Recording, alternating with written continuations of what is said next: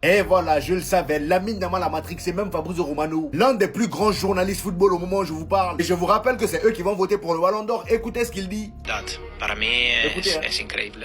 ¿Tú consideras que es el próximo Balón de Oro? Yo creo que sí, Ça. yo creo que sí. Porque hablando también con compañeros periodistas, Voilà.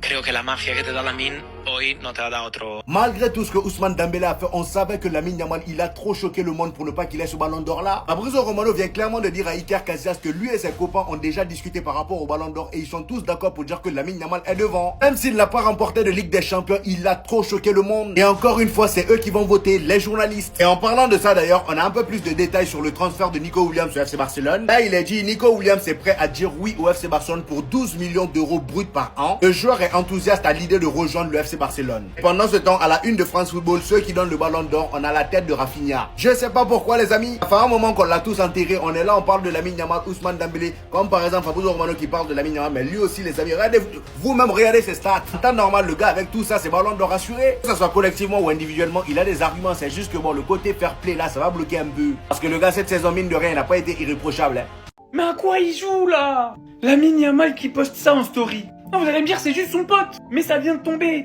Fabrizio Romano, compte officiel. Après avoir rencontré le Bayern 2 fois, Nico Williams aurait eu une rencontre avec le FC Barcelone aujourd'hui. Et vous avez compris. Et juste après, Lamine Yamal a posté cette story. La voici. En fait, moi je comprends pas. Au début, la politique c'était de se dire le train ne passe qu'une fois.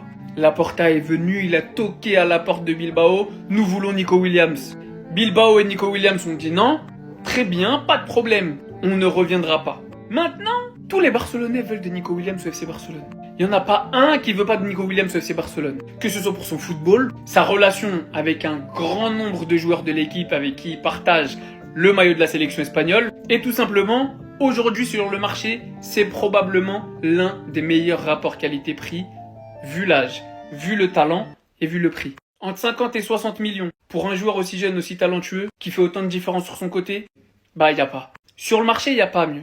Maintenant, moi, faut juste m'expliquer. Soit la news est fausse, ce dont je doute fortement, soit Nico Williams, en secret, fait le pressing pour venir au FC Barcelone et signer avec son pote. Mais à la base, j'étais triste de pas le voir venir au Barça, on le voulait tous, moi le premier. Mais aujourd'hui, j'étais un petit peu content de voir que le FC Barcelone avait une parole ferme. C'était un message fort envoyé. Parce que le train ne passe qu'une fois quand tu l'appliques réellement, les joueurs y réfléchissent bien quand tu reviens toquer à leur porte.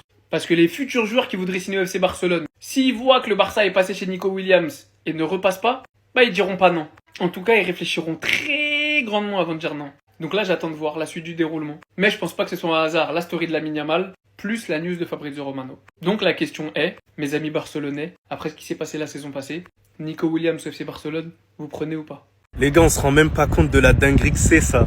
Paul Pogba à Monaco. Mais les gars, c'est une dinguerie internationale. Alors je vous dis, l'année prochaine, Monaco, ce sera très sérieux. Et je vous le dis, un point c'est tout, Bass, il peut fanfaronner là maintenant. Imaginez-vous un milieu de terrain, Lamine Camara, Zach et Paul Pogba à Calapioche. Et en plus, ils vont faire venir Ansu Fati et je suis hype. Et je veux suivre tous les matchs de Monaco dans tous les cas. Donc Paul Pogba, d'après les informations, il lui a été proposé 2 ans de contrat. Les négociations, elles commencent à se poursuivre. Et normalement, sa famille devrait venir dans le club de la principauté. Alors moi, je vous dis, c'est une masterclass parce que ce joueur, Paul Pogba, on sait que lorsqu'il a son plein potentiel, ce sera le meilleur joueur de cette Ligue 1. Et ça n'en fait aucun doute. Monaco vient de faire l'un des plus gros coups. Juste devant l'Olympique de Marseille, dites-vous, qui a terminé quand même 2e du championnat. Donc ça montre que ce club, il est toujours attractif. Et ça montre que ce club-là, je vous le dis, il va être compétitif aussi en Ligue des Champions. Parce que ceux qui sont en train de construire, mais mamma mia, ça va être une dinguerie, les gars. Mais waouh, carrément Bass, on va l'entendre. Peut-être qu'ils remporteront une Ligue des Champions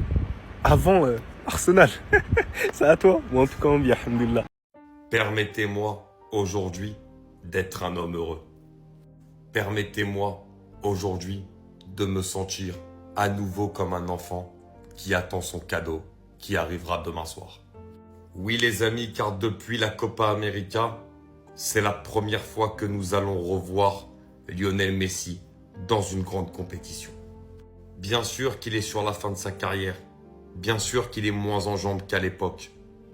Mais avec Lionel Messi, on sait qu'on va toujours avoir ce sentiment de frisson, de sensation, de grande passion. car demain soir, l'Inter Miami va ouvrir la Coupe du Monde des clubs en jouant à domicile face au club égyptien d'Al-Ahly.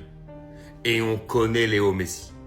On sait que dans un match comme ça, avec l'exposition qu'il y aura, avec tout ce que ça peut engendrer derrière, on sait que le Léo Messi va nous sortir quelque chose du chapeau. Et c'est pour ça que nous, que vous serez tous devant votre télé demain dans la nuit de 2h à 4h du matin pour voir le GOAT encore fouler la pelouse lors d'une grande compétition. Comme je te l'ai promis Léo, et comme je le dis pour Cristiano Ronaldo, nous suivrons vos matchs jusqu'au dernier. Et si vous êtes encore là, c'est parce que vous savez, vous aussi, que vous êtes capable encore de nous apporter quelques frissons avant de nous quitter. Alors Léo, c'est demain soir et on compte sur toi.